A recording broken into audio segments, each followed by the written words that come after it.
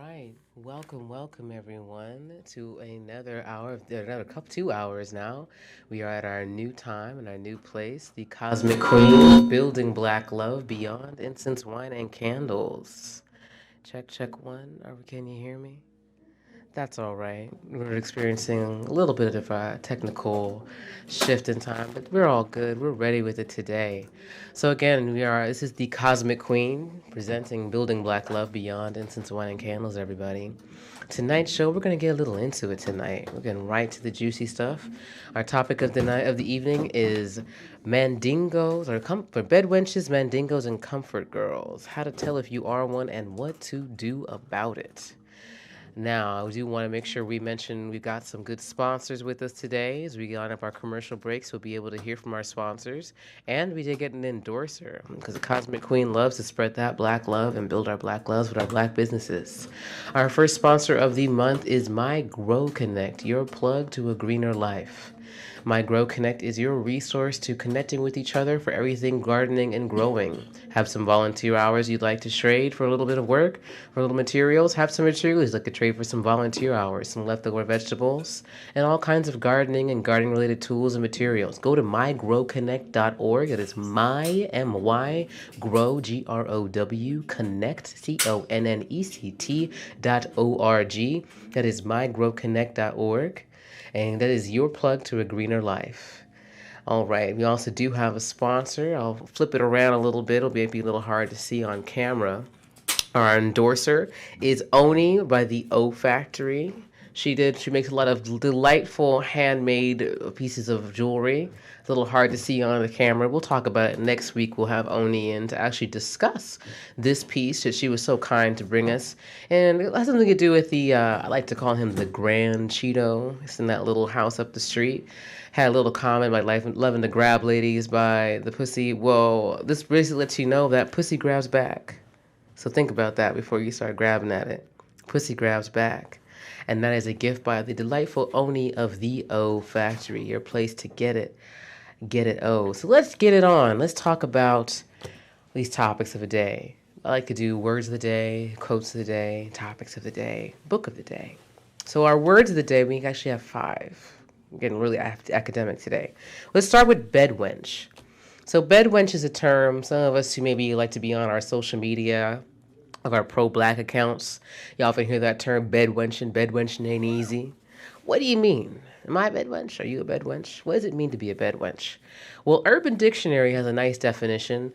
Bedwenching is usually when an African woman or a woman of any non-white color, brown, yellow, or tan, she exchanges sexual favors for privilege, often at the expense of caring for her own people and her own race.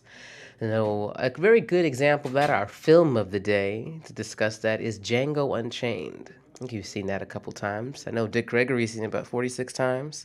Well, Dick, I know you know what we're talking about. So let's get into it. So if you think about Django Unchained, a little character that doesn't get talked about often, Miss Sheba is the example. Remember Miss Sheba? She's over there sitting at the table, eating the lobster, looking all pretty and fine, Miss Sheba. That would be a bedwench. I think a little older film now, I think probably where Mr. Tarantino got some of his inspiration for his characters of Django Unchained would be the film Mandingo from 1975, a kind of classic black exploitation film. And in there, oh my, I mean, we had all 3 of those characters. And there we had the bedwenches, the mandingos, and some comfort girls. So definitely check that film out. It's an oldie but a goodie, Mandingo from 1975. There were quite a few characters in there. It's a good romance affair between Master's son as he's learning to take over the plantation, and he just loves to hang out in those slave quarters. And we got this poor sister in there. She just wants her babies to go free, right? Exchanging sexual favors, usually with the white man, for privilege. Now, I like to get a little personal. I like to pick on individuals. So there's a lot of characters we can talk about. Scandal definitely involves a bit of bedwenching. I'm not going to pick out the actress because she is doing her job, but the character, Miss Pope, she was a bedwench.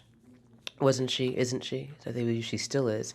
Whether or not you have to earn it, boo, that's still bedwenching. I can admit, we'll talk about this a little bit later after we get back from our commercial break. I had some experiences there, so that's why we're doing this. Because sometimes we think, not to say that every interracial relationship has to be exploitative, but there is an element of some exploitation that can come into it, and so we need to identify it and how we move past it, so we can go back to building Black love. Now let's get to our next topic, another next word of the day: mandingo. Usually, mandingo is a term that is used to just do in the slavery movement or in the slavery time. I shouldn't say it was a movement, but you could call it a movement since it's constantly going on and rechanging itself and renaming itself into wage slavery. But back when we were in the time of chattel slavery, oftentimes our brothers were selected for their skills, for their weight, their height, their strength, their physical powers, and are made to fight to the death with other brothers. Those are our mandingos.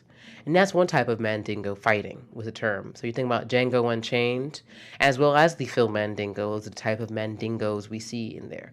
Brothers who were being used to fight the way we do dog fighting competitions now, or cockfighting. It's a very common thing.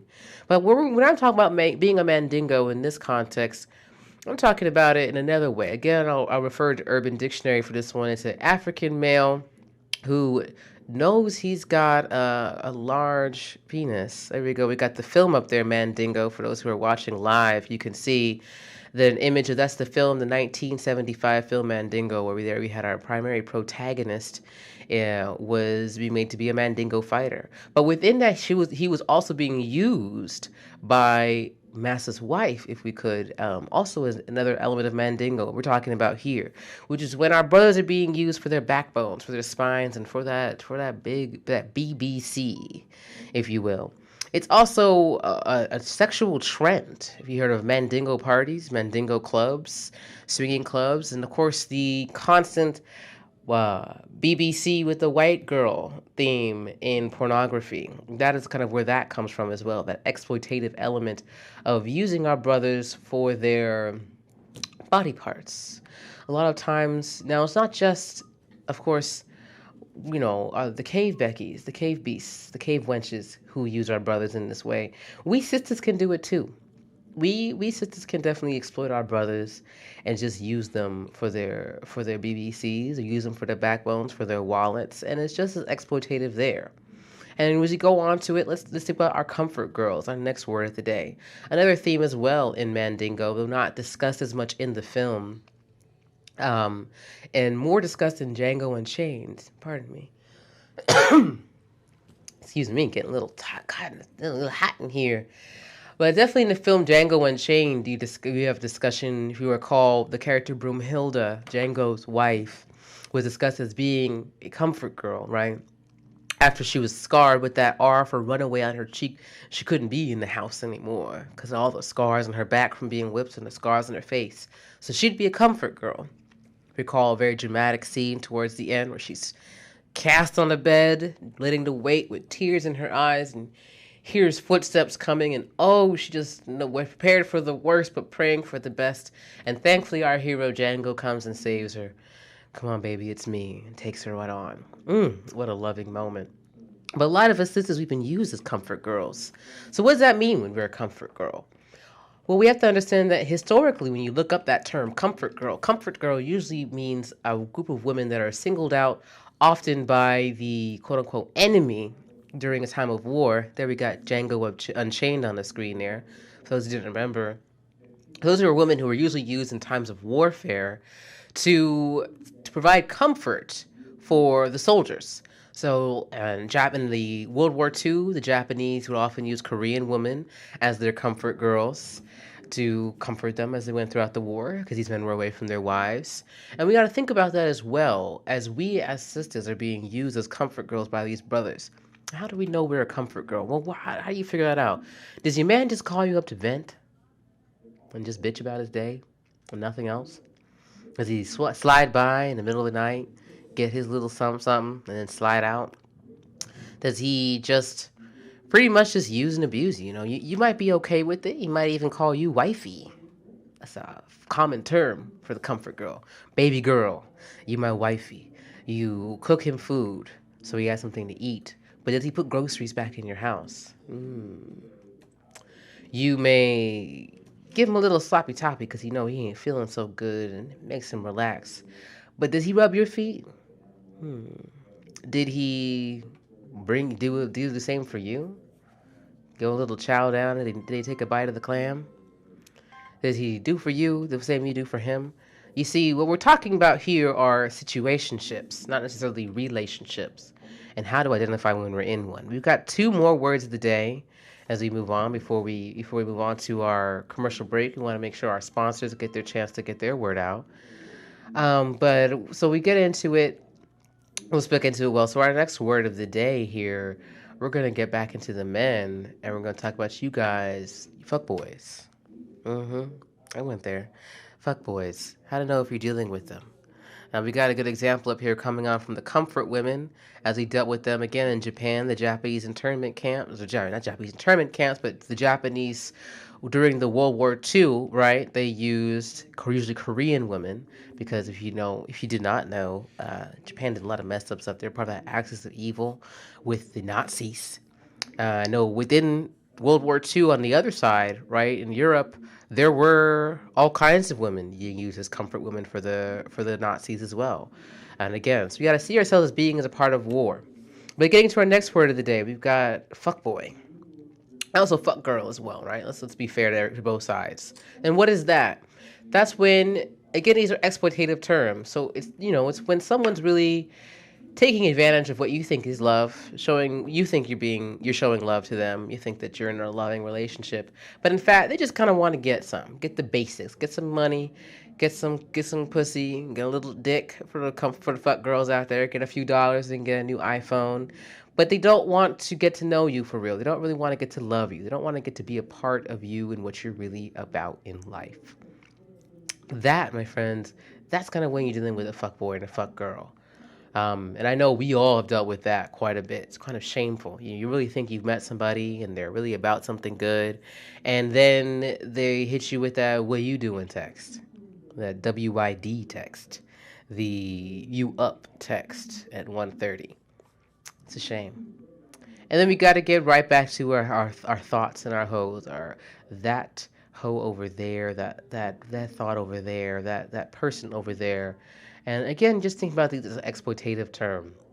It's not just exploiting the person who's being called that name, but it actually has to do with the relationship, or in this case, the situationship between those two people. We what makes you a thought, or are you dealing with a thought? Are you dealing with somebody who's just about that basic stuff? They just want some money for their hair, for their lashes, for their nails, for their next fancy little pair of Jordans or a little designer belt? Are you just using a man for a or are you just using a man for his body, right? There's an example coming up on the screen. Just using it, right? Is that a fuck boy? Is that a thought? But we're just using the man for his body parts.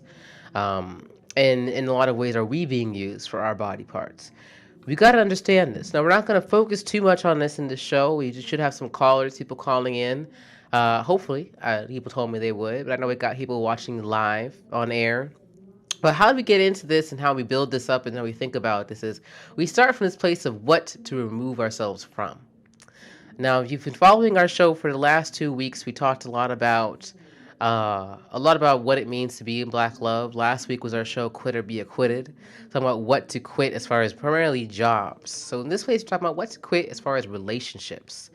As we build our Black love, imagine that we really have is a large parcel of land. That land is our people. But imagine that we're building a home. We're building what we need, right? We're building our space that we're going to live on for our Black love. And as we look at that, as we build this land, we got to build the foundation. And we got to appraise our land and know where are we going to put this foundation? Where are we going to put it? And once we decide a space, now we have to look at that space. We have to examine that space and see what we need to take out. Anyone who's done any building, any construction, you know that, right? This is my foundation, so you gotta dig it all the way up. Dig every last thing, get all those big rocks, those big boulders, those rotting trees, those stumps. It's not just that we see snakes in the grass. We have to ask ourselves, why do the snakes find this their home? What about this land is welcoming to these people. So that's why we're focusing on this as we get into why we're focusing at all on these kind of negative contexts. It's not just to gossip and say, "Oh, are you a fuck boy? I'm a fuck boy. Are you a fuck girl? Are you a comfort girl?" It's to look past that and say, "Okay, so let's build." Let's build our black love. Let's build our relationship. Let's make it into something we want it to be and need it to be. And more importantly, in order for us to do that, we have to identify, am I in a situationship? Am I in a bad relationship? Am I in a situation where I am out of control or I'm being used, taking advantage of and being abused a little bit? And now, once we know that, more importantly, what do we do about it? So as we get into that, there's a little image on the screen, right? Thoughts be like, do you love me? Um, 'Cause a lot of things that we do, a lot of things that we just think that we're doing. We think we're about so much more. And sometimes it's about looking at ourselves, not just am I being used as a comfort girl, but am I using my sister as a comfort girl? Now, this doesn't just have to be between man and a woman. It can be between any two people, any three or four people. We may be in what we think is a polyamorous relationship, and really we're just dealing with another fuckboy or girl. Maybe you thought you were one of the wives. Really, you're just a comfort girl. You just call yourself a wife to make yourself feel better. But in their world, you're just a comfort girl. So let's think about this as we build it out. And what does it mean? I'll take a moment to say that I've had some personal experiences um, as a comfort girl and as a bed wench. Clearly I haven't been a Mandingo, and I don't like to use my brothers in that way. And when I catch myself doing so, I tend to kind of pull back, pull away. And that's what we're going to talk about a bit more as we get into it. How to identify these situations, how to pull back, and kind of how to get into something better.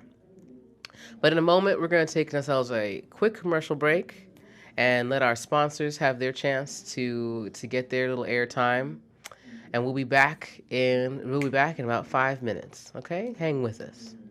We'll be right back. Cosmic Queen will return to build some black love beyond incense, wine, and candles.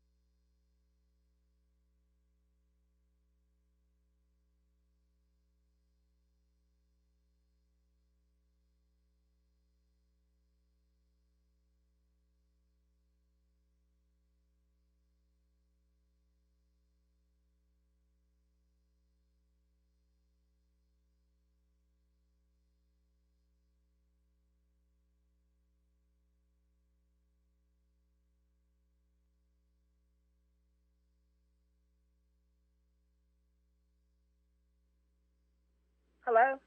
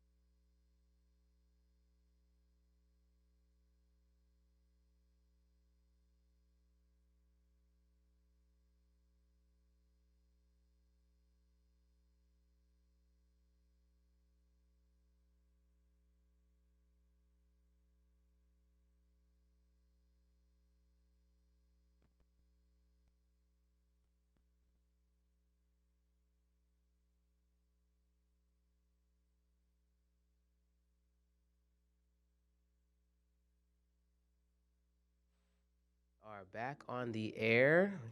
Still dealing with a little technical changes. I know we've had some changes in our time. It's changed a couple things around, but we're gonna be patient now. Do we still have our caller on the air on hold with us? Yes, caller. Can you hear us? Oh, looks like she may have dropped off for now. But we're gonna get back into it. So we're just gonna just jump right back into it today, this evening, everybody. So we're back with the Cosmic Queen presents Building Black Love Beyond Incense, Wine, and Candles.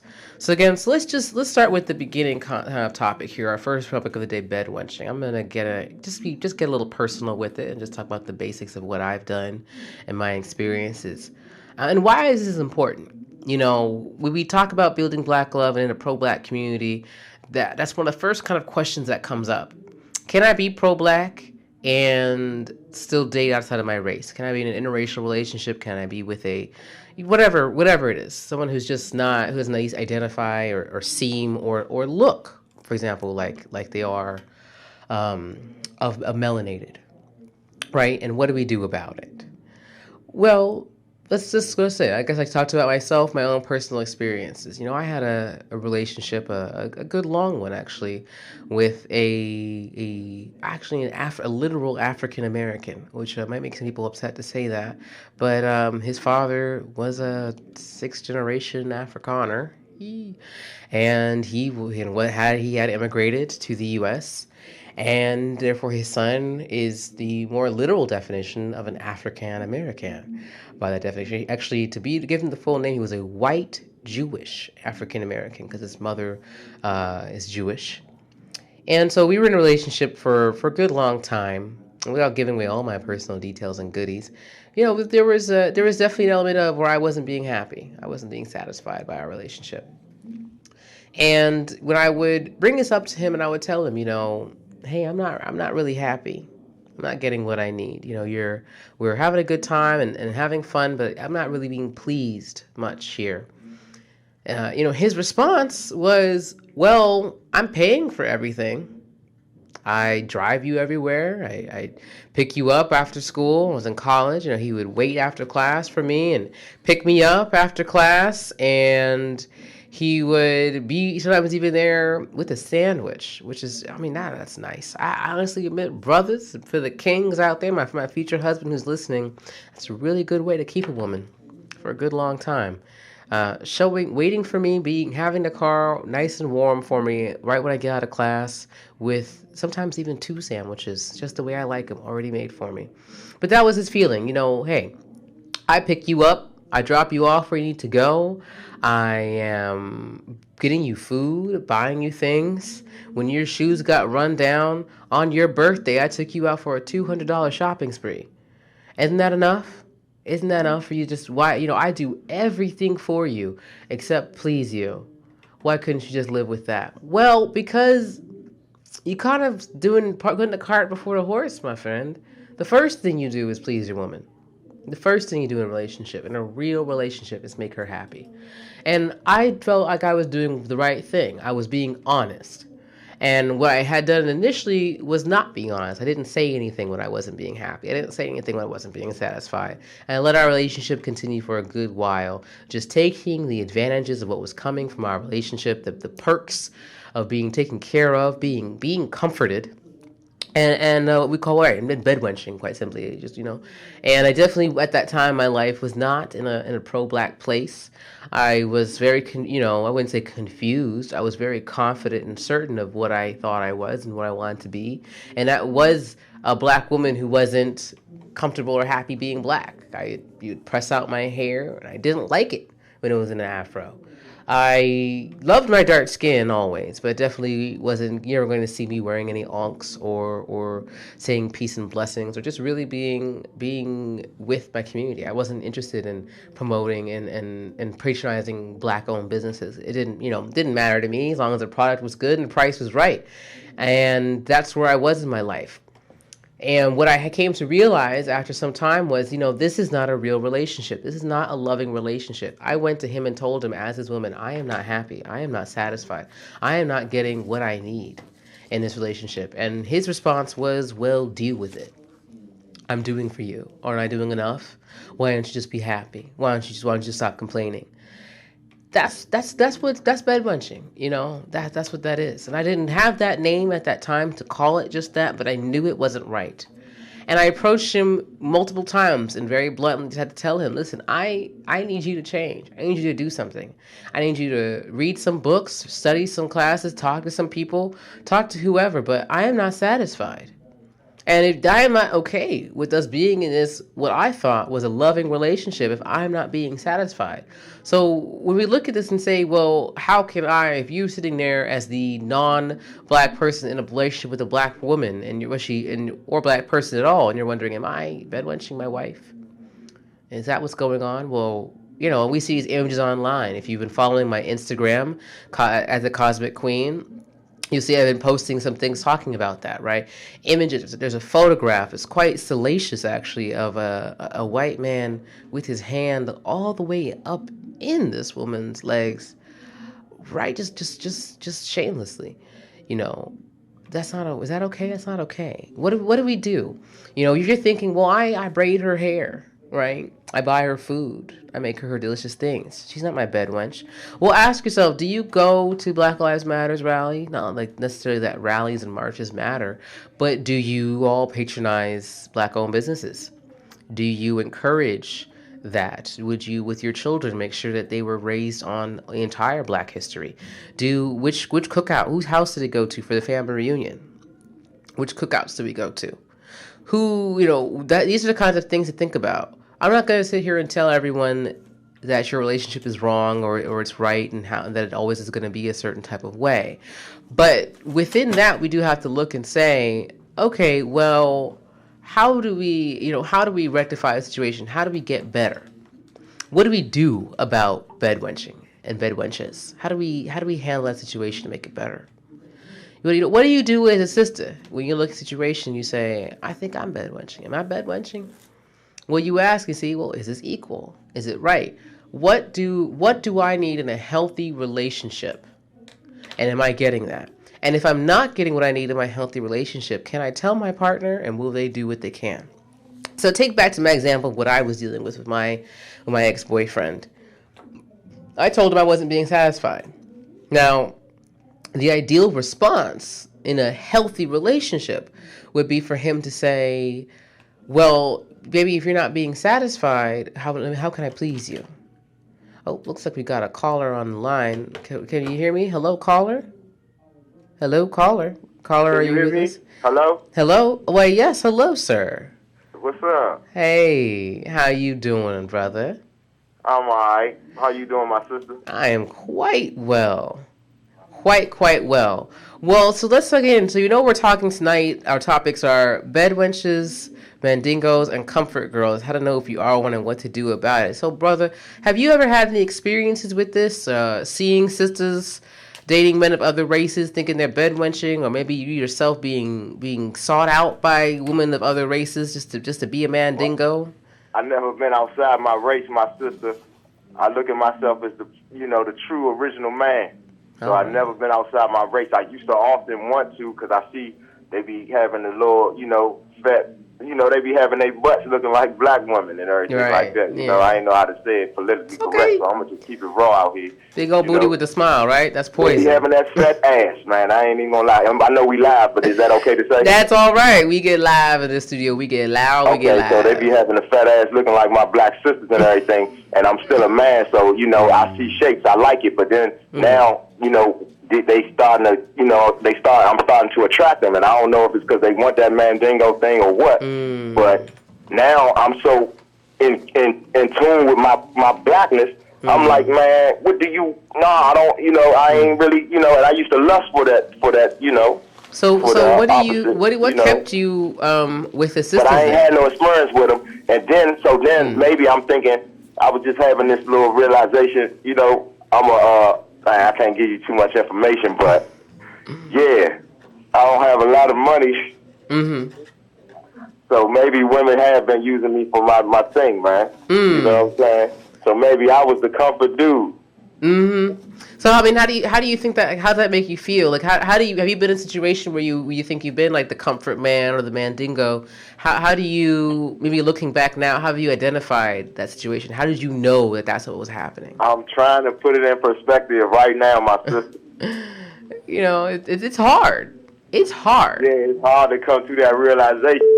I'm gonna get some paper, and then I'm gonna still be that mandingo, but they're gonna have to bag for the mandingo and respect that I got this paper. Right. Oh yeah. Ooh, so we But got. money is just a tool, is what I'm trying to get my sisters to realize. Right. That's just one of the systems to get you in sync, Mm. and now you gone, Mm-hmm. It is right. It's a means to an end. It's not. It's not the entire thing. But that's what I mean. So as what as you look at the situation, as a brother who feels like you've been used just for your body parts, where do you? How do you think you identify those situations? How do you, looking back now, how have you figured out that it wasn't a real healthy relationship?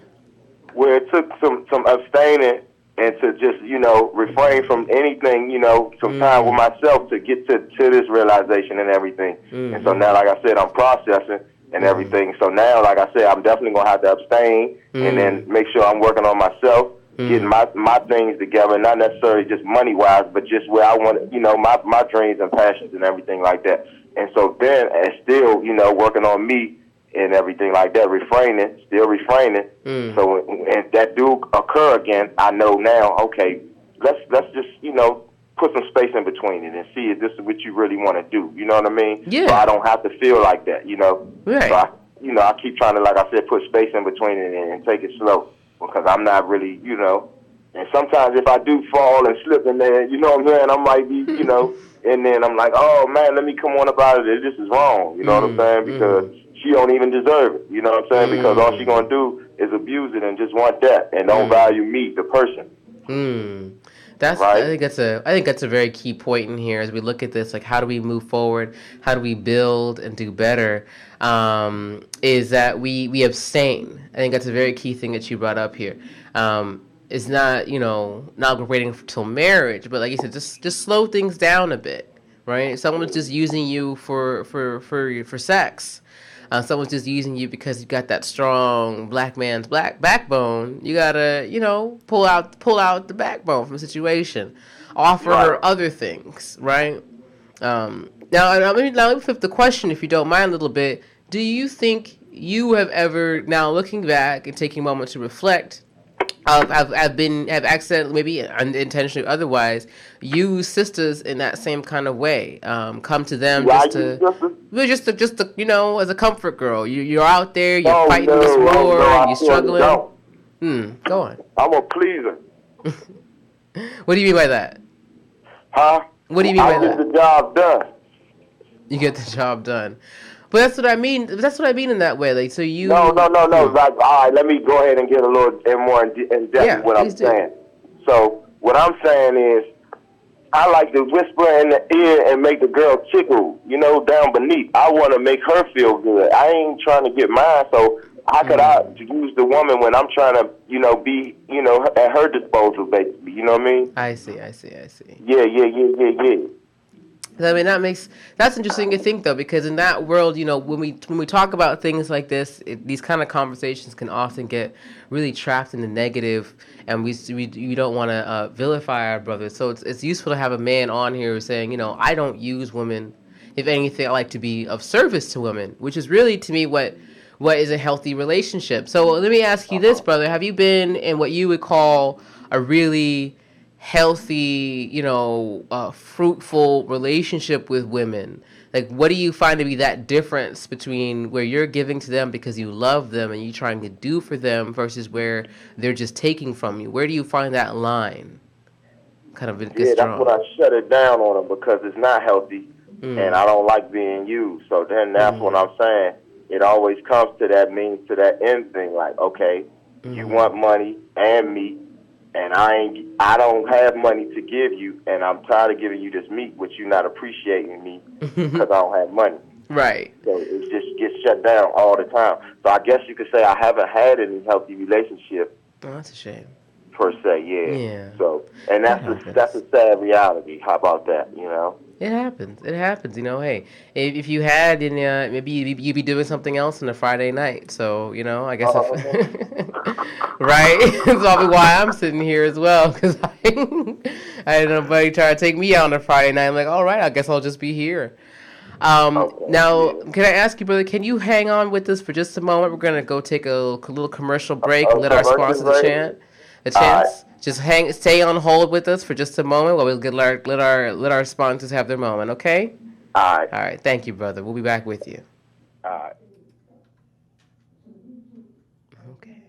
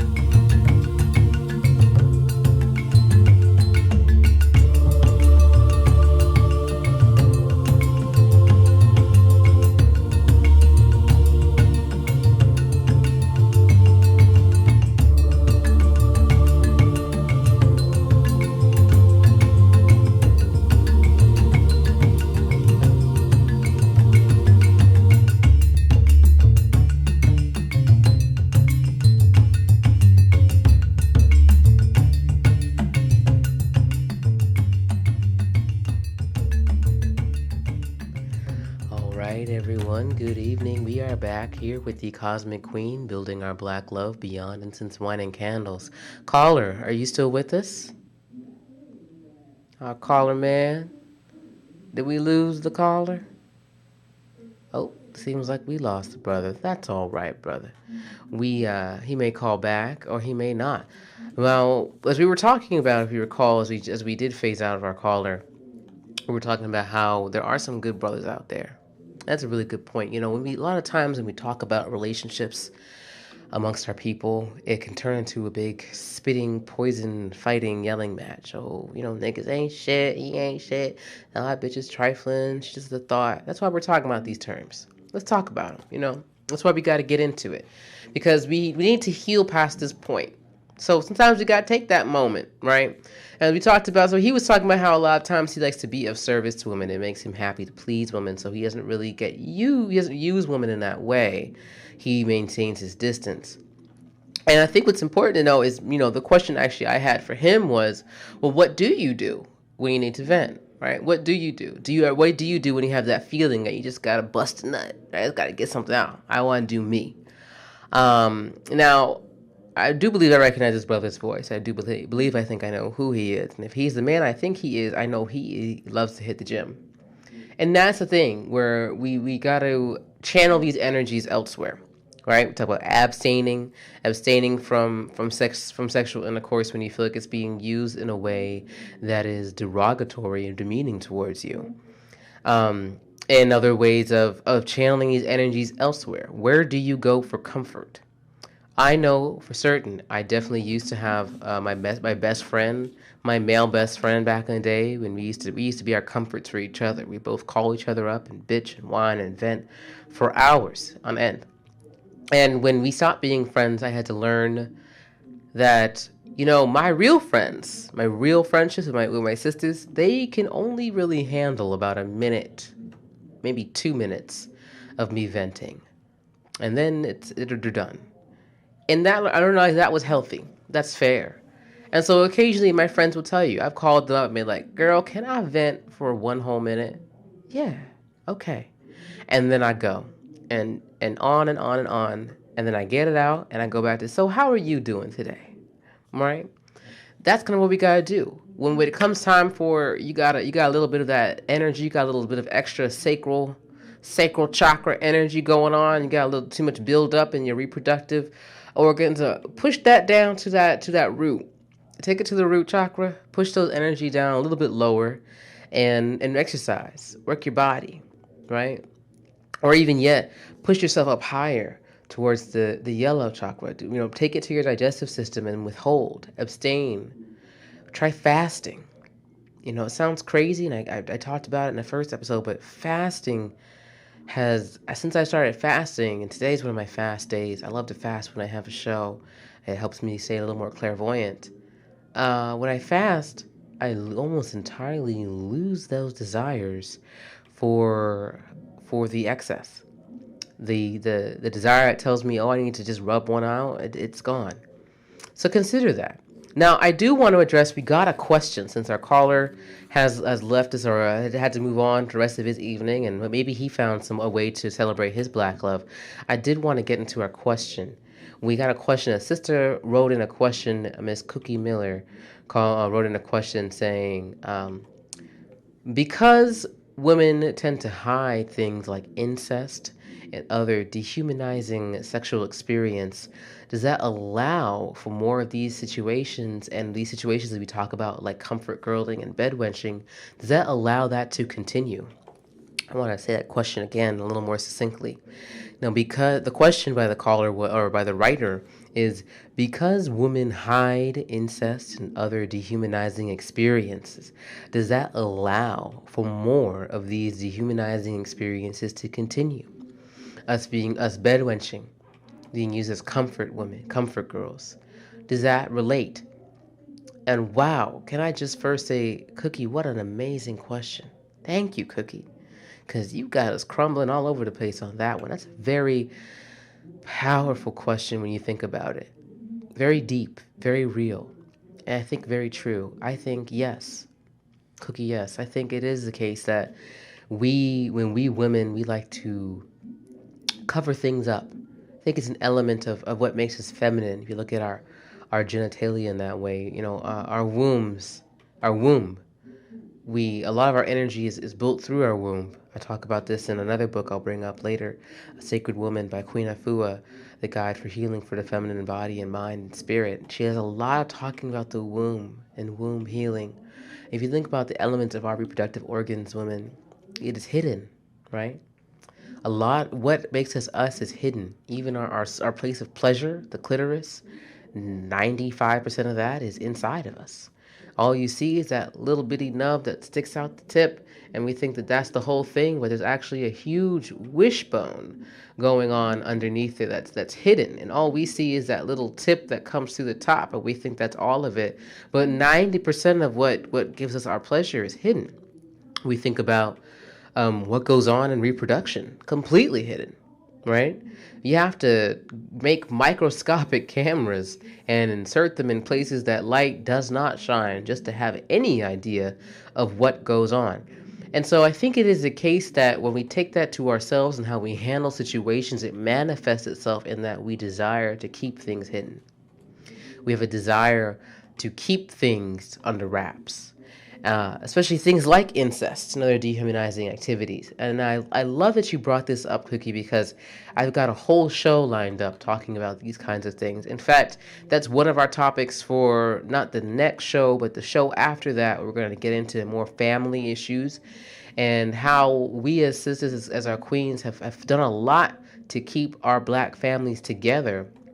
But unfortunately, that has meant doing like what you talk about, hiding things, not talking about the incest that can go on, the rape, and how that affects these things. It does. What that comes down to is if you think about this as the child.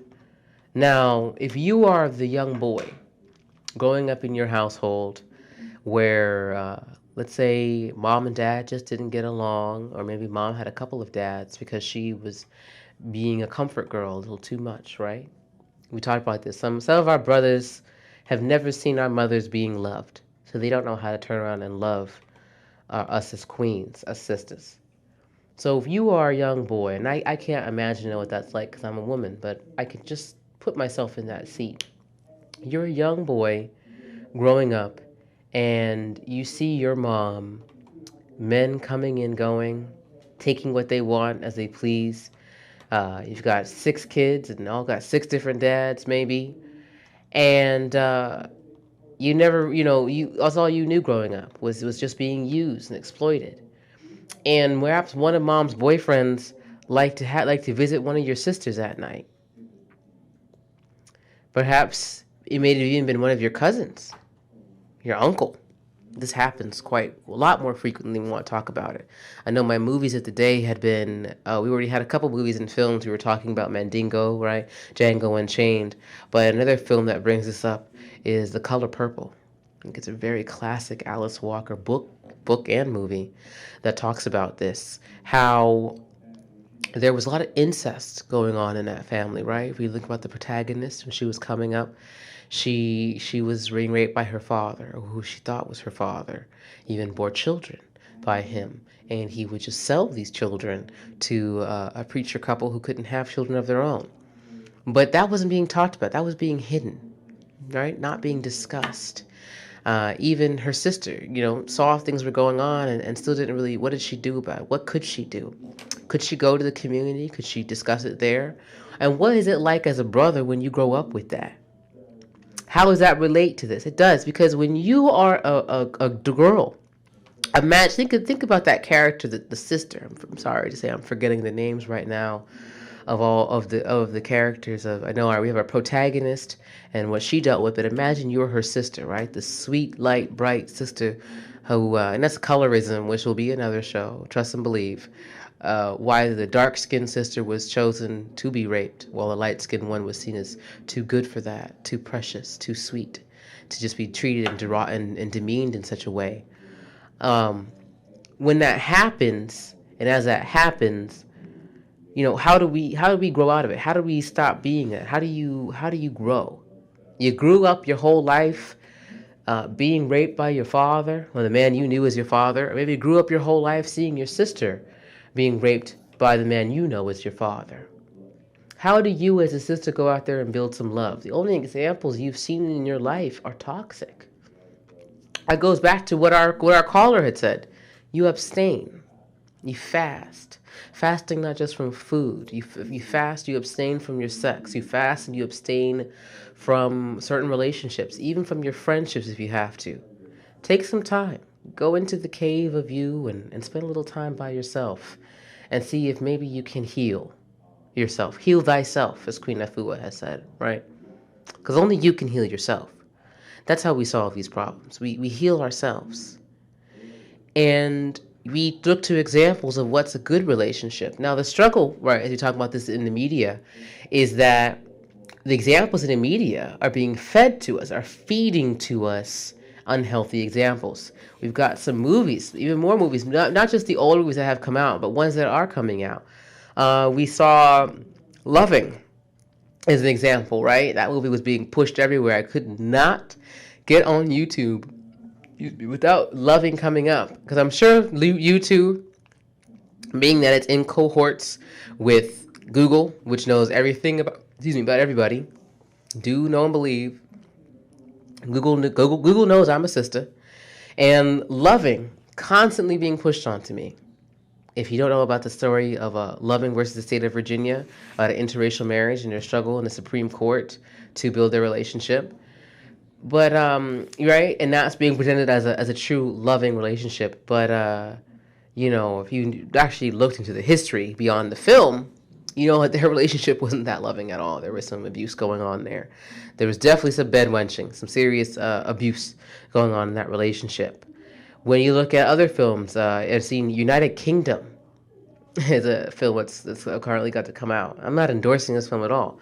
My point is it's being pushed on me, right? Every time I go on YouTube now, every other commercial is for United Kingdom, the story of this African man who is going back to he's a king, and he loves his kingdom, but he also loves his wife, who is this in the village. And the struggle of the village. Don't hate.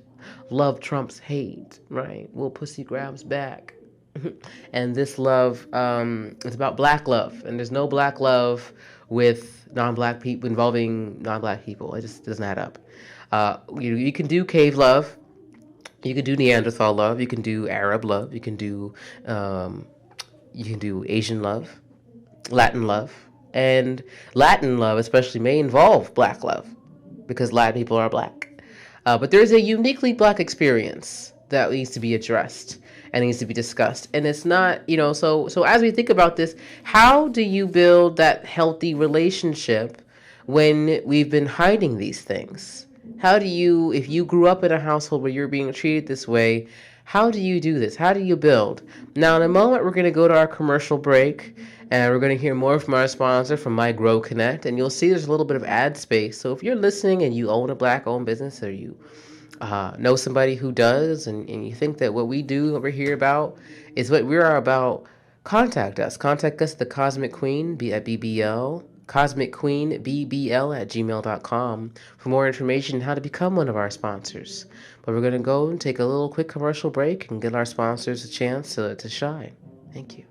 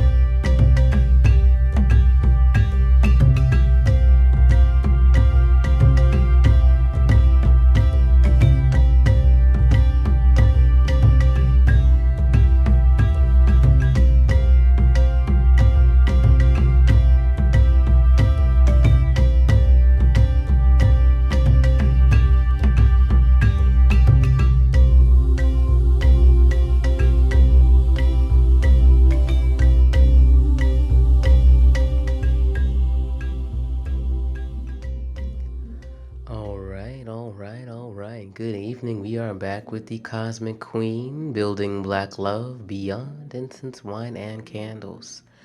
So tonight's topic is bedwenches, mandingos, and comfort girls. How to know if you are one and what to do about it. We got a great question in from Cookie.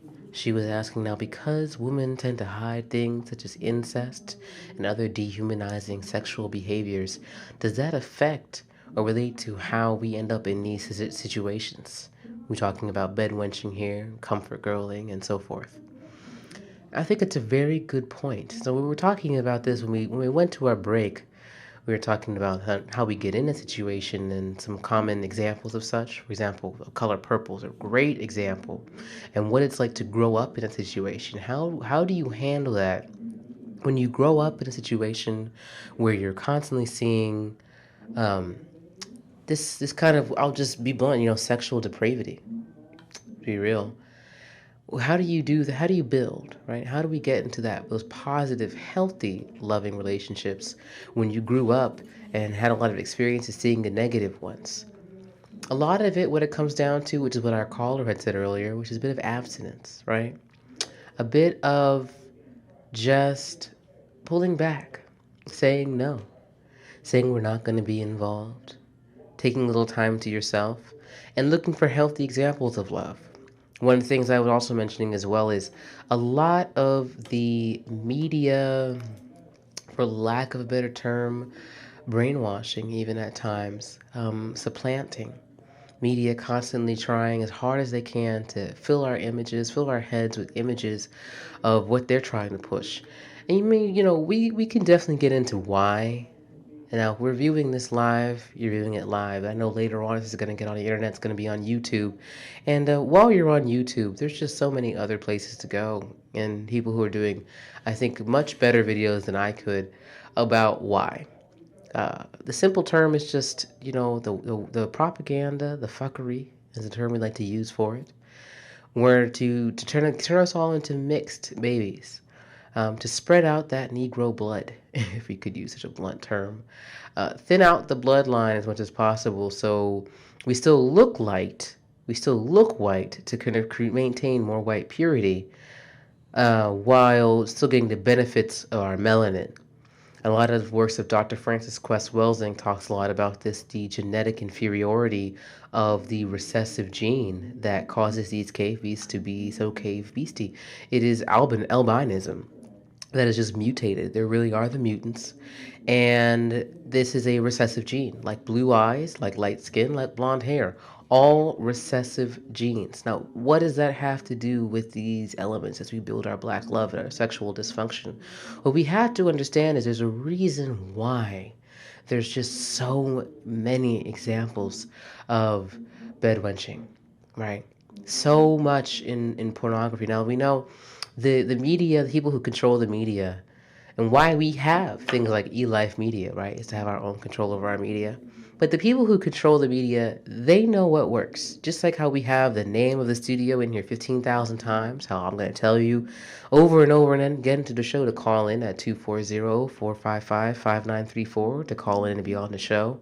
Well, I'll tell you a whole bunch of times to email me at cosmicqueenbbl@gmail.com with your questions and sponsorship information if you'd like to sponsor our show or endorse us. Be like Miss Oni at the O Factory. If you want me to wear one of your bracelets on my wrist, if you want your bracelet here, or maybe your bracelet here, or maybe you've got a head wrap you'd like me to wear, or a delightful blouse, you let me know.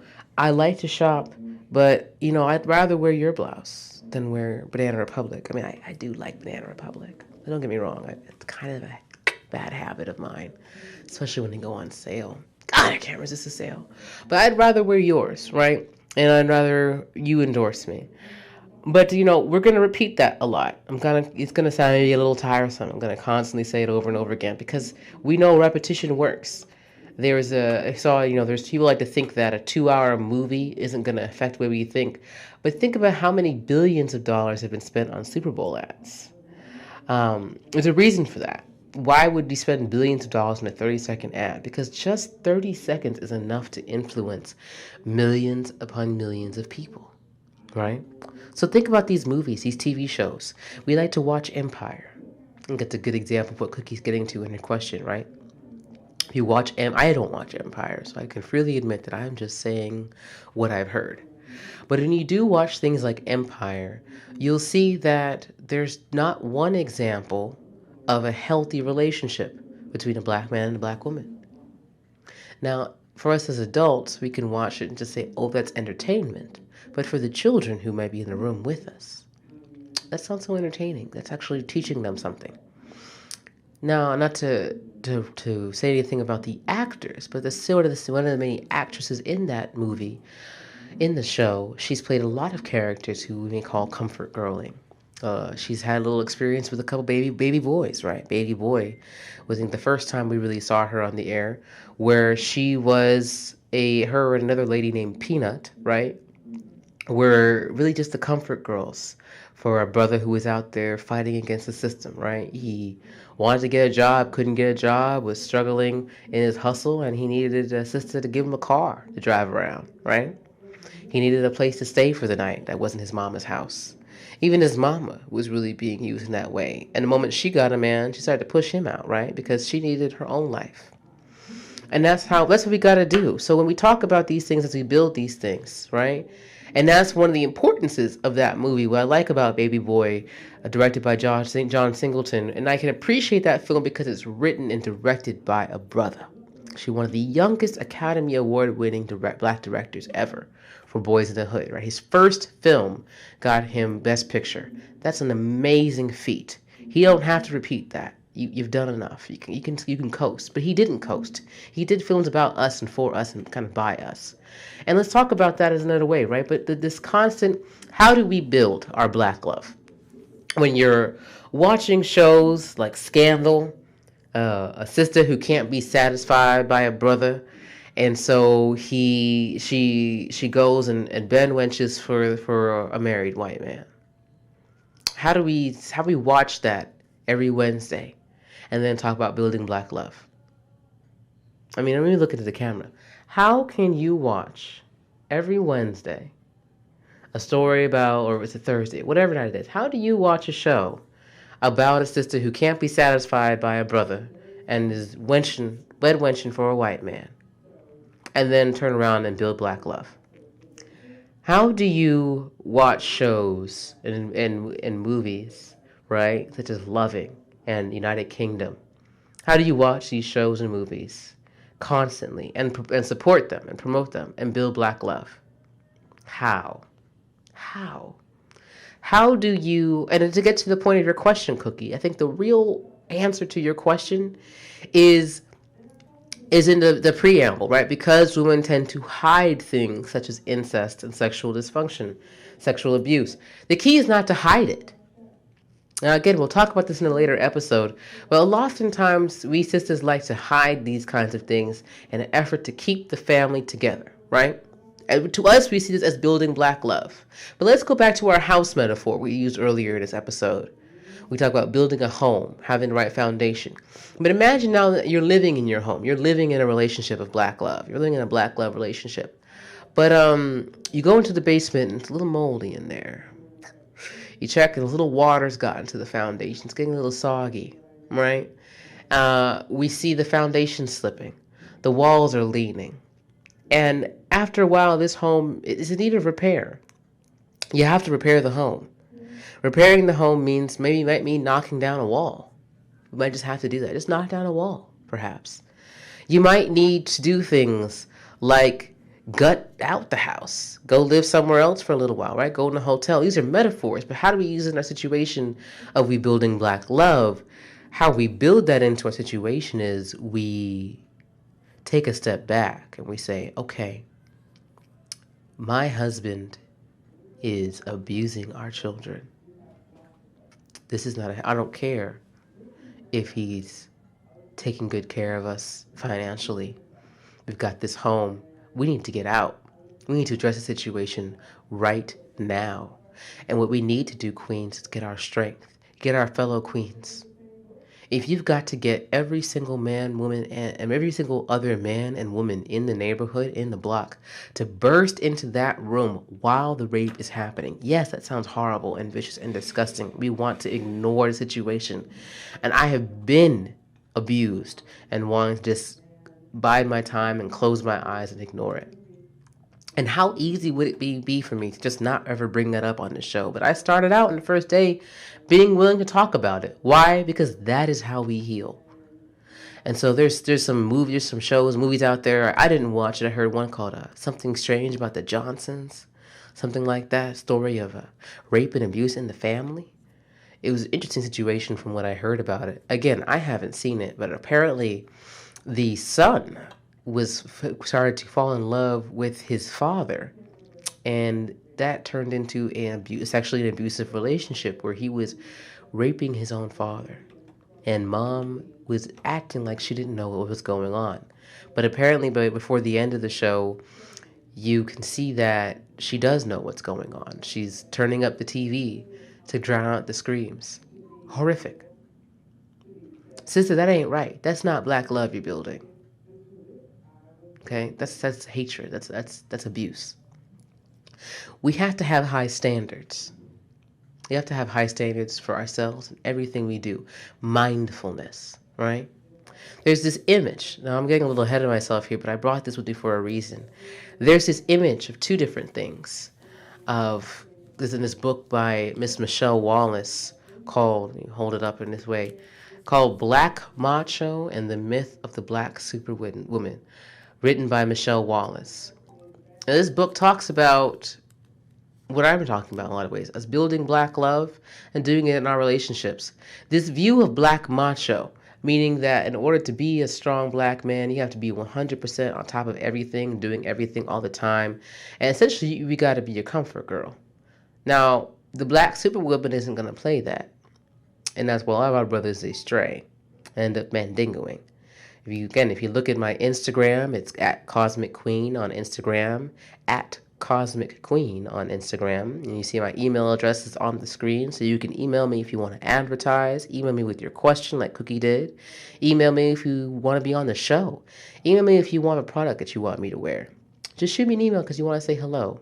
I could always use another happy message. But with this book here, Michelle Wallace's book, talking about the black macho and the myth of the black superwoman. The black superwoman, she often likes to ignore the pain, ignore the hurt, suffer in silence. I can do that. I do that a lot. In fact, I did that when I've been hurt. I've done that quite a bit. Every time I get hurt, I usually am not the one to yell and scream and fight or say something at that moment. More often than not, I like to just let that moment pass and then never have anything to do with you ever again. That's me building my black love. You see, that's identifying that there's a certain branch, a certain tree branch, it's a root that's starting to get into my foundations. I cut it out. There's some mold on the wall. I clean it out. See, we got to have high standards. So what do you do? What do you do if you're the mom? Now, I'm not a mother. I'm not a wife. I'm not going to pretend to know what your life is like. But what would I think I would do? And I could imagine it'd be a very difficult situation. If I spent a good amount of time getting to know a man, loving him, shared my body, my womb, we bore children. We've been through things thick and thin. We've been through a lot of shit. And that motherfucker has the audacity to turn around and abuse his own blood. My child, our children. Do I think I'd have the strength? I don't know. I don't know if I'd have the strength to push him out, to cut him off. But I'd have to. You see, just as I had to build up that strength, well, I mentioned before my ex-boyfriend, my bedwenching example, right?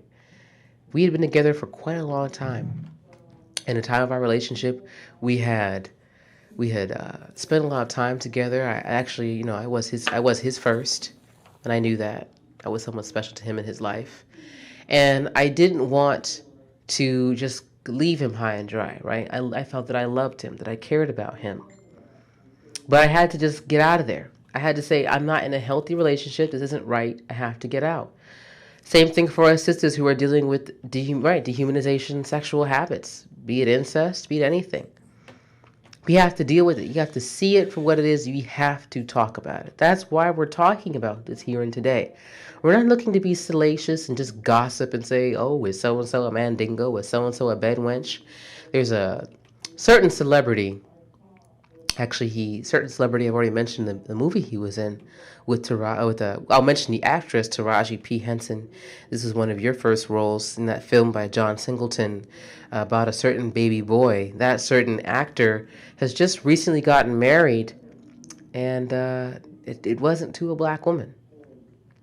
A lot of people had a lot of feelings about that because, sir, you have done what I'm doing. You have a show, radio show, you've done on the web.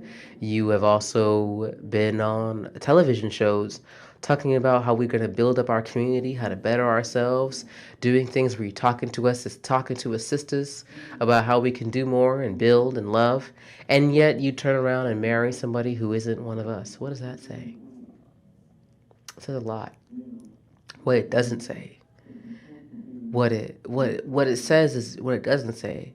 Now, I'm not going to pick on you as a person. I'd rather pick on your characters you've played. Yeah, you just haven't played too many characters recently, or ones that I've seen. And the ones that you played don't really relate to this topic. But how do we look at that? And one thing I liked about your character, your baby boy, is that he talked about it. Do you remember when Ving Rhames came in and played the new boyfriend, right?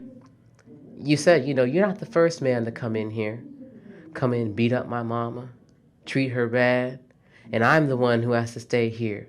And see, my brother was in here. I'm kind of quoting your character, right? The older brother had been in there and got kicked out, pushed out the house when the boyfriend came in, but the boyfriend started beating up mama. And you see, what that character did in that situation, what Baby Boy did in that movie, is he actually helped to build some black love, because by talking about that situation, it helped everybody involved evolve to build black love. And so to get to really what you're getting at here, Cookie, as far as us hiding these incest and other humanizing experiences, it does allow for more dehumanization. Dehumanization begets dehumanization. The more you dehumanize, you allow yourself to be dehumanized, the more you will continue to be dehumanized. These examples, right, of bedwenching, of being a mandingo, being a comfort girl, it's about just that dehumanization. You're not living in a healthy, happy relationship. You're in a situationship. So how do we get out? What do we do about it? How do we build black love? We have to, again, have our high standards. We have to identify situations that are not black love. Identify a situationship from a relationship. I want to take these last few minutes now. As you saw, our lovely engineer here is doing a lot of fancy work and getting our sponsors on the screen, so that way we don't need to cut to commercial break quite as often. And we may do that in this show and spend less time cutting to commercial breaks by giving our sponsors more time on our show, which is really a perk for you all as sponsors. Our sponsors, you guys buy only 30 seconds or 1 minute of airtime. But now if we're going to be able to air your ads throughout the entire show, I can give you guys even more airtime, more bang for your buck. So do make sure that you reach out to your black-owned businesses. And not just businesses, we got events. I went to an event last week. I went to a couple events. I love going out to events. I just went to an event last night, actually. I got to spit that. If you're on my Facebook, that is Cosmic Queen BBL, at Cosmic Queen BBL. That's my Facebook page. My personal page is under my name, which is none of your business right now. But my Facebook page under the Cosmic Queen BBL, at Cosmic Queen BBL, that's my Facebook. You see, I was mentioning her on Spit That last night. Waiting for my friend who did me a good favor and took the video. If you'd like to be my videographer, I could use one. I've got a videographer and a photographer, but my brother, he needs some money, and I respect that, and so do I, which is why we need sponsors, right? So we can pay him. But if you'd like to do a little work or donate your time, we'll gladly take it, and I'll always give you credit, because credit is where credit's due. It could be your ad running on the show. But as we look into this, as we build our black love and getting into how we gonna build this up from the top to the bottom, we have to look at what is a healthy relationship. Now, like our caller, like I say, I haven't been in a healthy relationship. I'd like to be in one. Future husband, are you out there? Come find me. I'm here every Friday. Central Avenue. That's 9185 Central Avenue in Capitol Heights, Maryland. At least that's one place you can come find me. And I love vegan food, and it's right next door. Buy me a plate. Let's talk. But how do we build black love? How do we identify what is a healthy relationship? Let's think about it. So healthy relationships involve open and honest, fair communication, right? We got to be able to talk to each other, talk about our situations, talk about our feelings. How, when I come to my boyfriend, to my man, and I say, brother, I'm not being satisfied. In fact, an example of comfort girling, or a brother who was using me a little too much as comfort girl. Now, to be fair, I was using him in the same way, and so I had no problems. That's what I signed up for. I signed up for a situation knowing that it was just going to be purely physical with some friendship involved and no strings attached. Brother, if you out there, you know who you are. And we had a good fun. Really, mostly this fall. We met around the end of summer into fall, and boy, did we fall into it. We fell into each other quite a bit, had a good little time. But there became a point where my satisfaction disappeared, or it was implied, and I will accept my responsibility, because just like our caller, I definitely derive pleasure from pleasing my partner.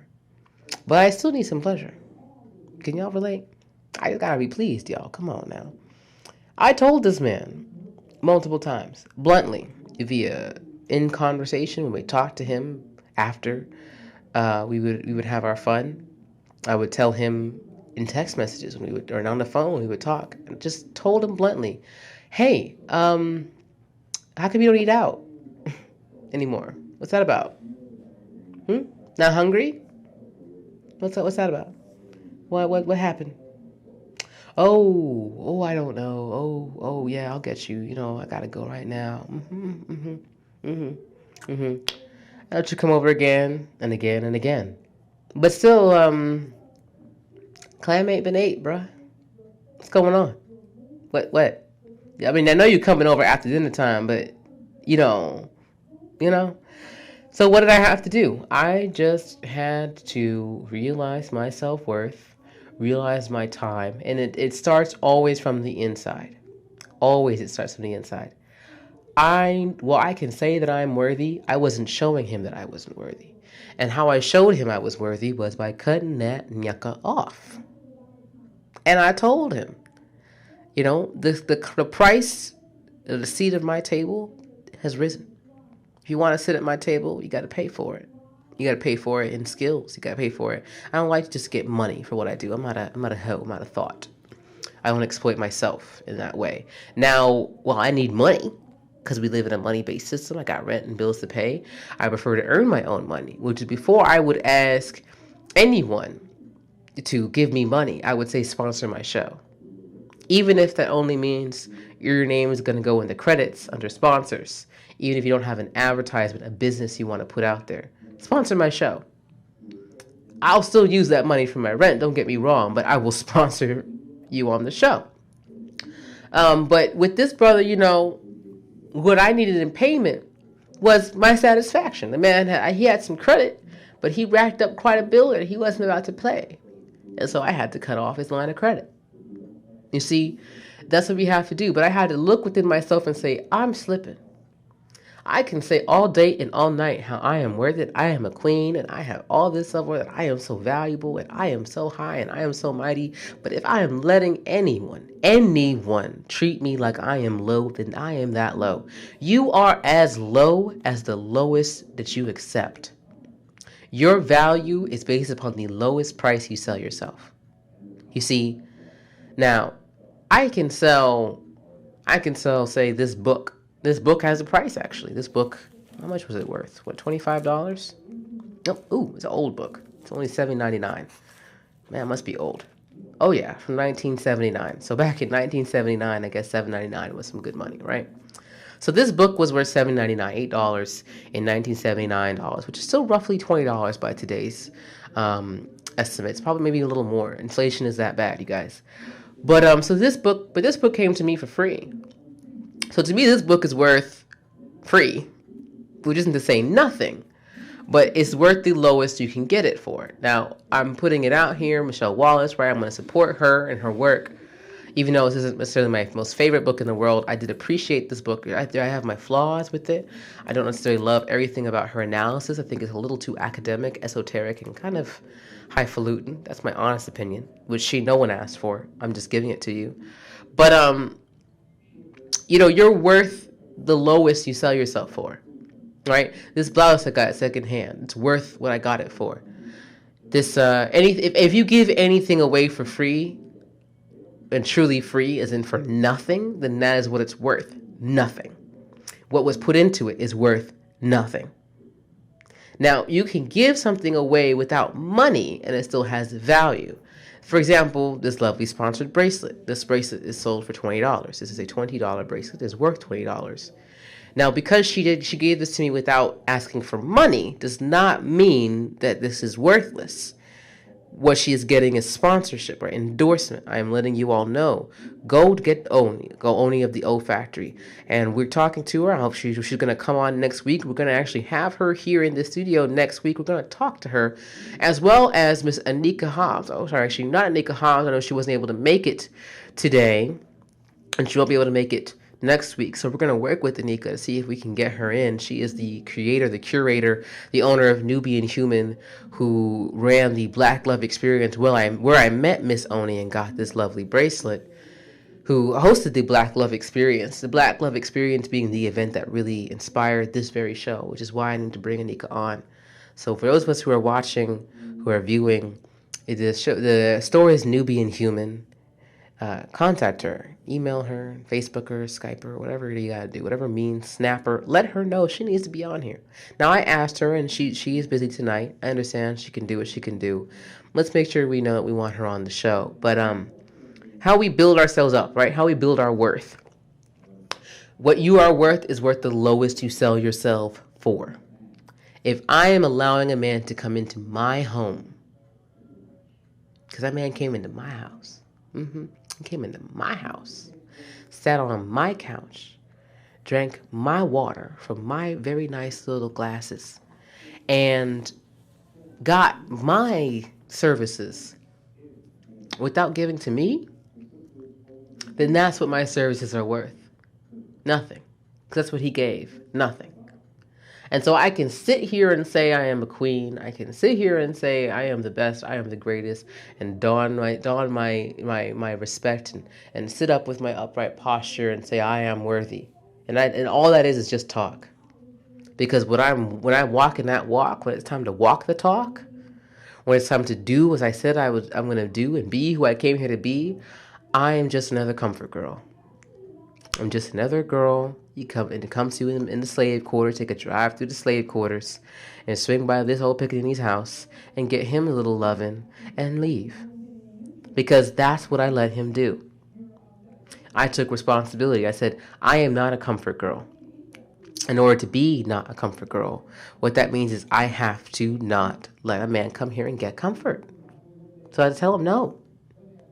And there wasn't much he could do anymore. He couldn't, if he were to call me now or text me now and say, oh, well, I'll come over there and, I'm going to eat it for 2 hours. No, brother, you good. You can go home. I don't want you to come over here.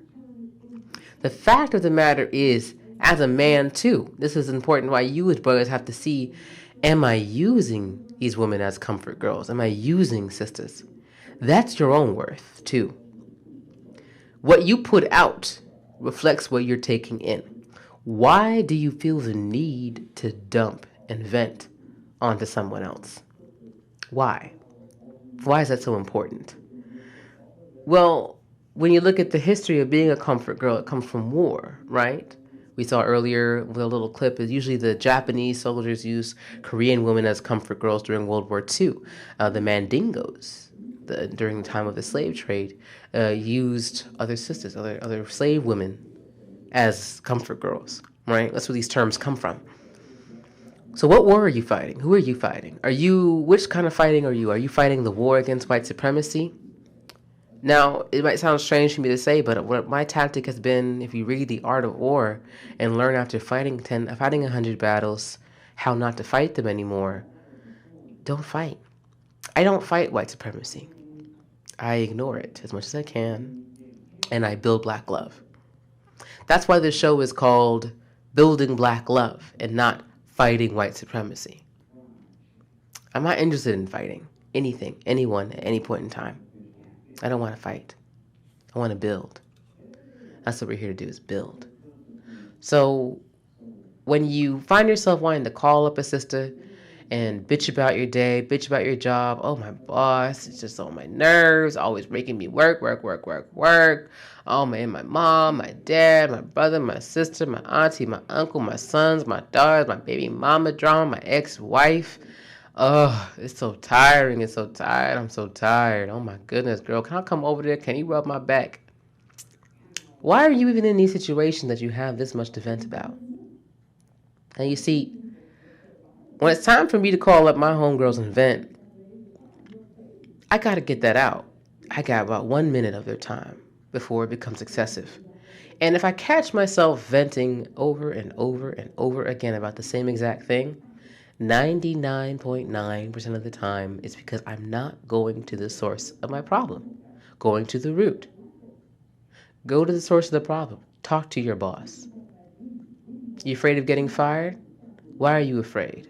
Why are you a slave? Conquer that fear. Go get fired. I got fired. I got fired for wearing a head wrap. An interesting little side note.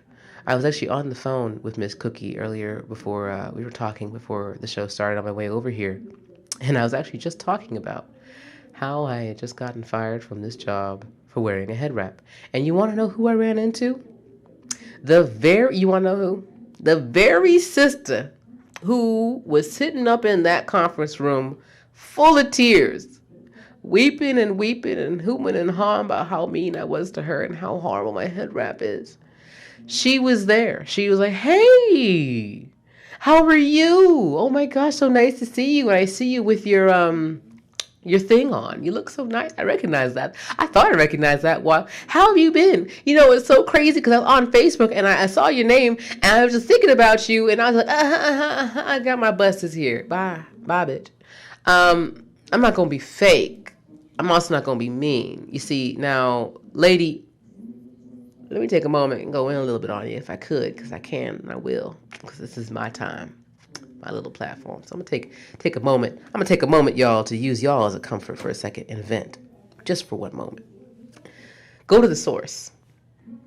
This woman told me she's miserable at her job. Deal with that yourself, sis. See, you're miserable at your job. You don't like being there.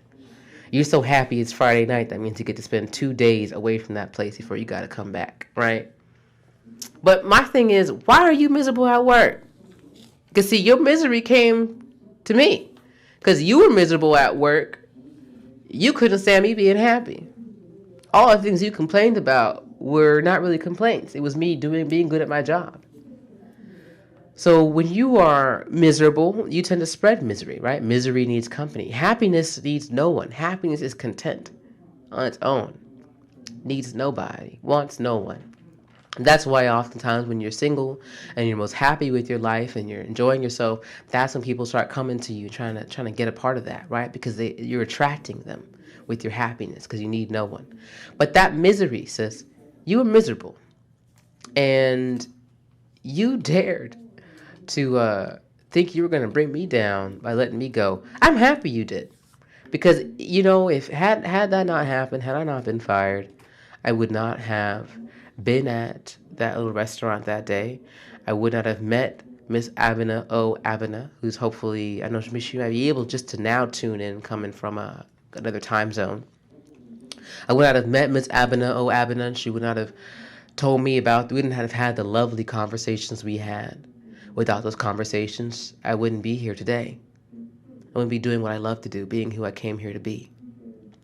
And that is, wow, it's amazing. That's just so valuable. And so I'm not gonna thank you, this lady who got me fired, went out of your way to cry and whine and made yourself into a victim when you're really the perpetrator of your own reality. I'm not gonna take a lot of effort to hate on you because I got better things to do. I've got black love to build, and you're over here building black hate or self-hate, self-loathing, and misery. And so I'm happy I'm out of that situation, right? But address it. Go to the source of your problem. You're miserable at your job. It is your job. It's your problem. If you got a vent, got a bitch, catch yourself. I had this situation, a week ago. One of my friends, who I thought could be a closer friend to me, but I realized she can't be that close. She had offered her services, volunteered, but she's something she was going to do for me, and I made the fool's error of actually relying on that, and she came through. She fell through. I guess I had asked her to do what she didn't want to do, and she just did not communicate to me that she didn't want to do it. If she had just communicated that, things would have moved by a lot smoother. Unfortunately, due to that, my business was held up. Money I could have made wasn't made because of this woman. And she just never talked about it to this day. And I like to be the bigger person. I took the situation, I looked at the source, I said, what's the root of the problem? The problem is that it's not that she forgot to do what she said she was going to do. It's that she doesn't want to do it. And she, for whatever reason, did not feel that she could trust me to just tell me that I don't want to do that for you. I don't want, Queen, I don't want to do that for you. I don't want to do this favor. Even though I volunteered to do this favor for you, Queen, I don't want to do it. If only she had just said that, things could have moved so much smoother, right? But she didn't. And because of that, I relied upon her, thinking she could be a friend, and she couldn't, or she wouldn't. And because of that, I had to take some L's financially. My business had to be a little handicapped because I was limited with what I could do. Oh, well, we move on. We learn things. We can do better. We will do better. We are better. I am better. So let's move forward. Regardless of such, I still have my Real Body Goods raw vegan cashew cheese available. It is delightful. It is delicious. I would like to get Dr. Baruch here at Everlasting Life to work with me and buy my products above cost like everybody else needs to. Shade. And so that here at Everlasting Life, I could sell it. I would love to be able to sell my delightful raw vegan cashew cheese here. But I'm not going to do it at less than cost. But hey, that's life. Businesses, right? It's business. But see, at least in that situation, that was a healthy relationship, right? It was trying not to be healthy, but we were able to talk about it. We talked. We knew. I know the source. We're going to the source of the problem. When we have a problem, we have to go to the source, and that's how we move better. We talked about, right, hiding incest, hiding dehumanization. How do we build black love? How do we get to a healthy relationship? How do we have a healthy romantic relationship? We communicate. We go to the source. Now, in a healthy romantic relationship, as a wife, I want my husband to come to me with his problems. I would love to rub his shoulders, rub his back, and maybe rub something else with more than just my hands to make him feel better. I would be proud to, in fact. I would see it as my privilege, as my honor, because my husband is going to be such a good, amazing, strong, powerful king that I know every other queen is jealous of me just a little bit, but hopefully she has her own king and I'm a little jealous of him, but not really because I've got my king. I will be happy and proud to do for him, to be his comfort, because that is my privilege as his wife. And he will do the same for me. He will rub my feet, rub my shoulders, pull my toes, rub my head. And I love it when, you take a little hot oil.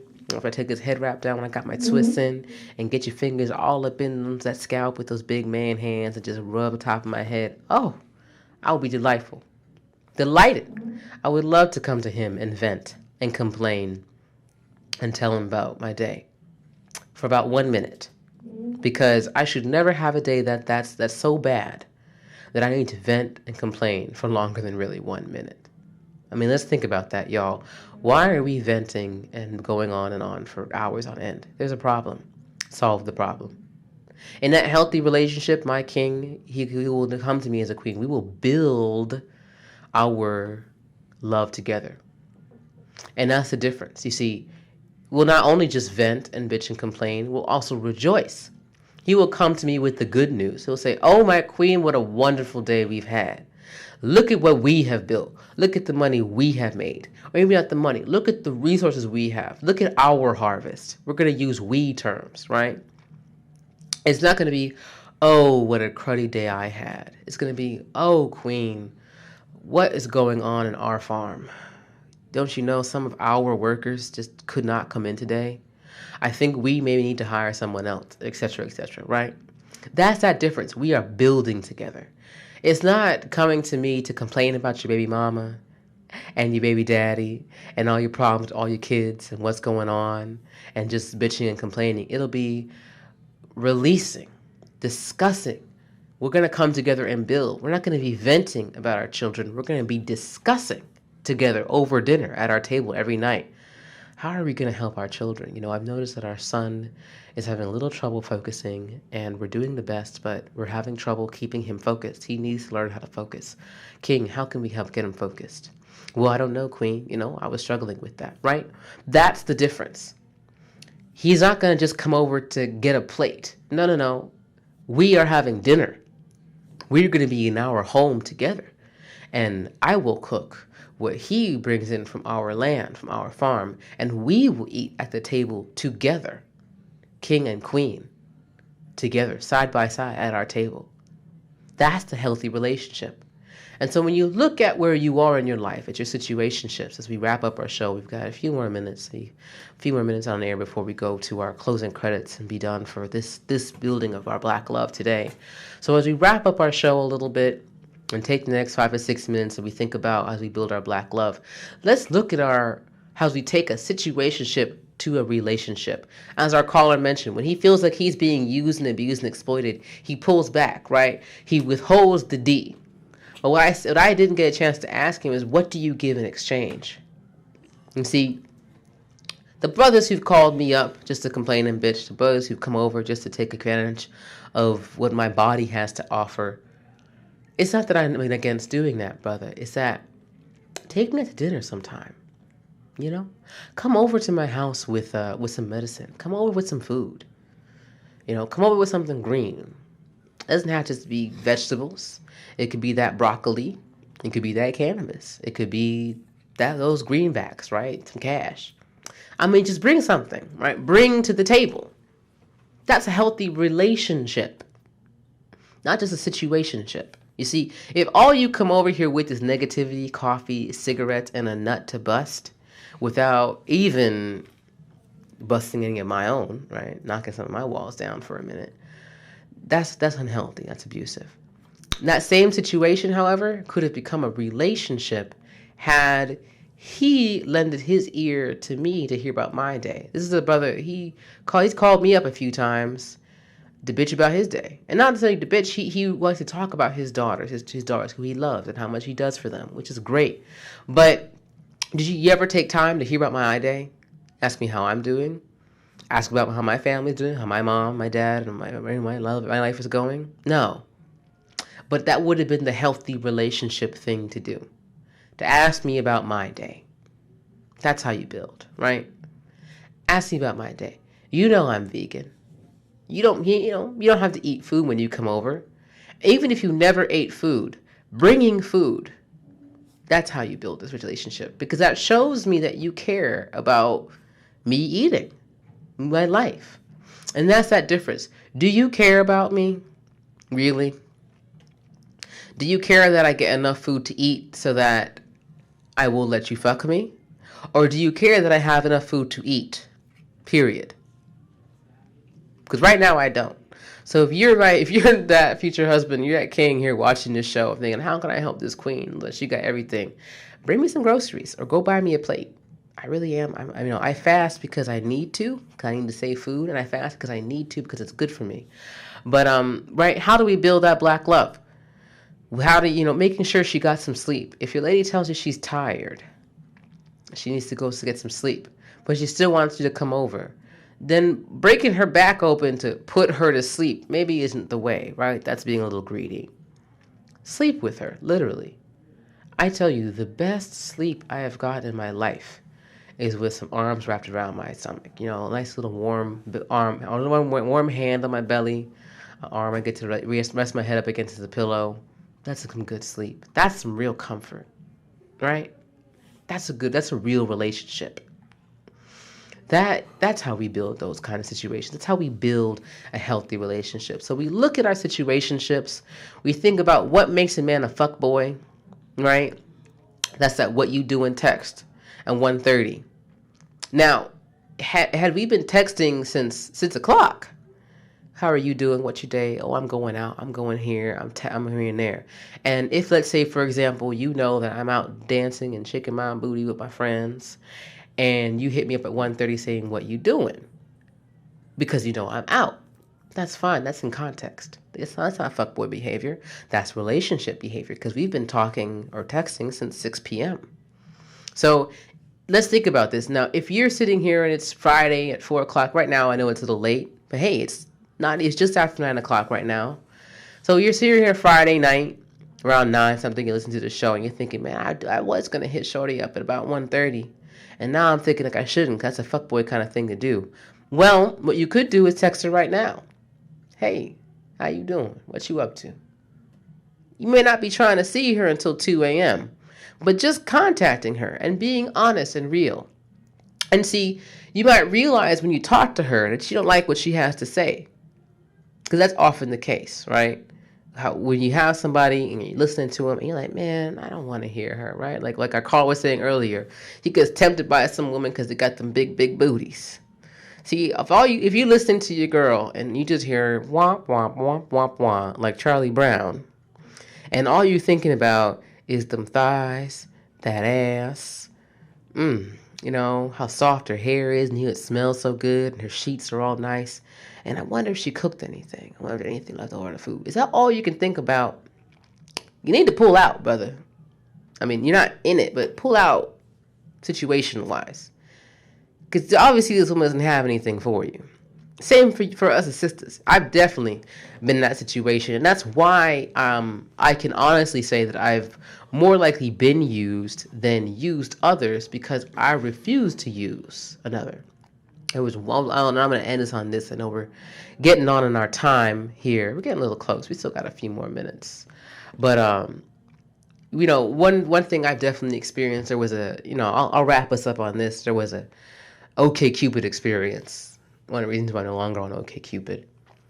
And I noticed for the first, I tried playing games for once. I know you just don't play games ever because I'm not about that life. But I thought, let me see how it goes.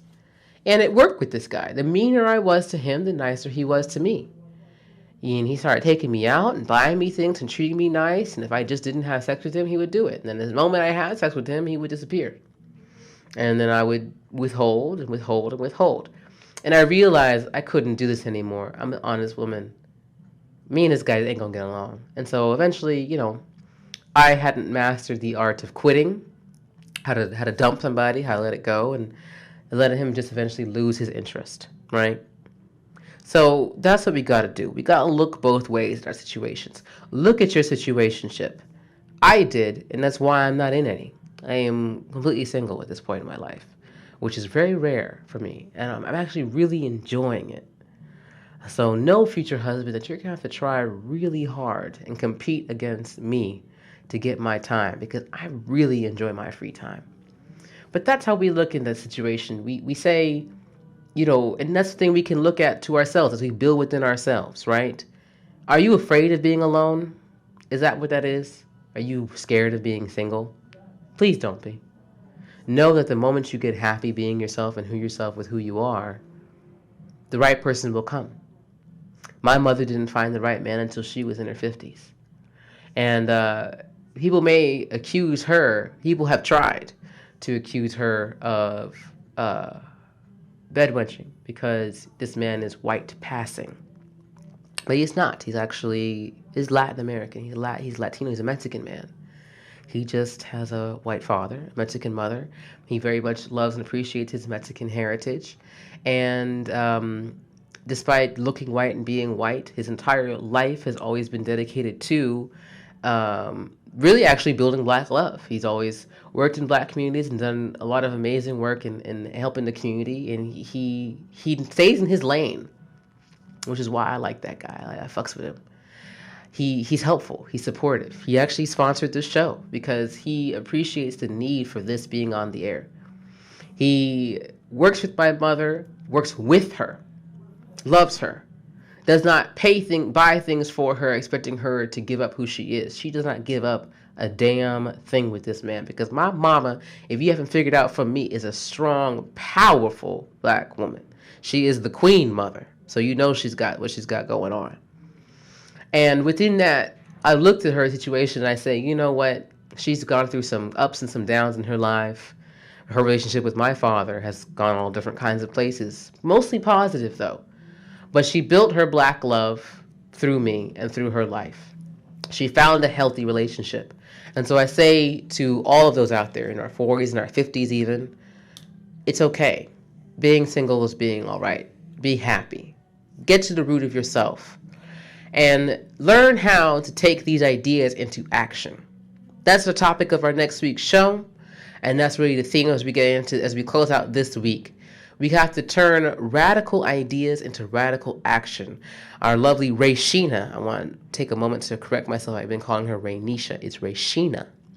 Rayshina, when she called in on our last show, she talked about the most radical act of Black love is self-love. Yes, but we have to take that idea, that radical idea of I love myself, of I am worthy, and turn it into radical action. And that is our topic for next week as we close out the show. We're going to take radical ideas into radical action. How to walk the talk or hit the block.